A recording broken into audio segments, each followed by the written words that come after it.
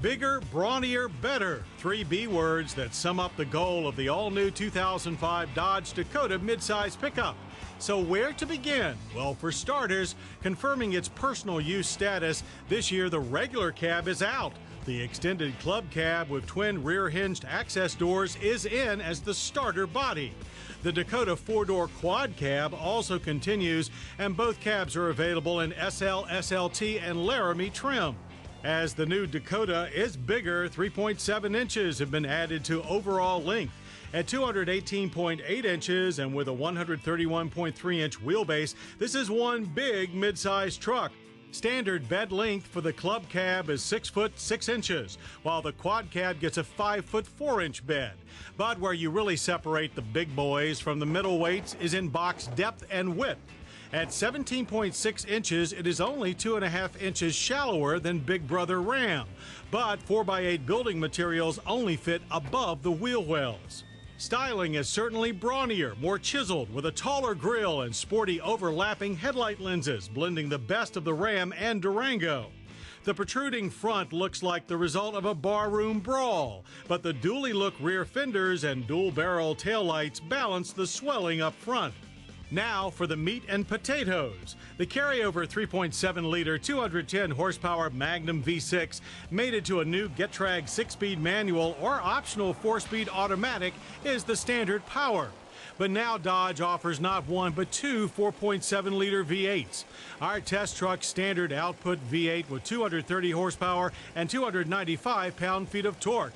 And available in SLT or Laramie trim, a high-output version from the Jeep Grand Cherokee with over 250 horsepower and 300 pound-feet of torque.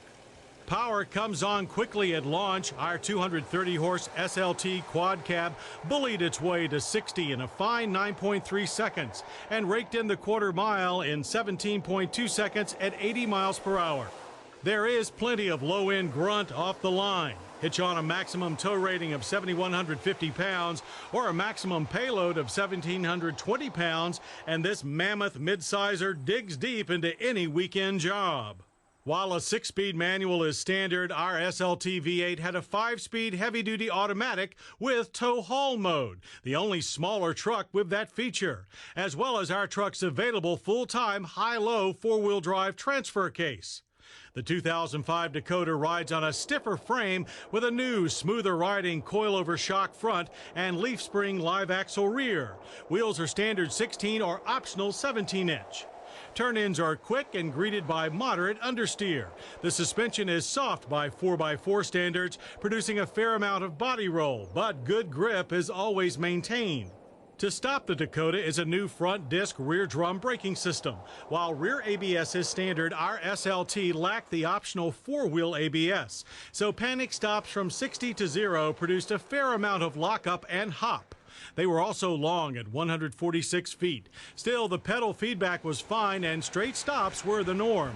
The new Dakota's interior is very people-pleasing. It's roomy, the class largest, with a well-tailored upscale look.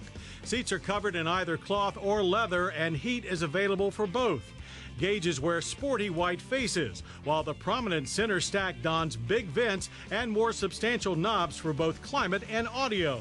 Rear access to our quad cab is by way of full-size doors with adequate room for 3 adults. The rear seats fold up for 37.1 cubic feet of storage, 20% more than before. But can you afford to make room for a Dakota? No need to mortgage the kids. For just $19,210, you can load up a base ST Club Cab V6 4x2. Go 4x4, and the Dakota starts at $22,869. Shell out $26,809, and you can take home our SLT Quad Cab 4x4 with the Magnum V8 and 5-speed automatic. So the 2005 Dodge Dakota is bigger, brawnier, and yes, better. Further blurring the lines between what is a compact and a full-size truck, the midsize Dakota delivers what personal use buyers need in a big pickup, but with less big than they might expect. Plus, the solid and nearly 20-year-old reputation that is the Dodge Dakota.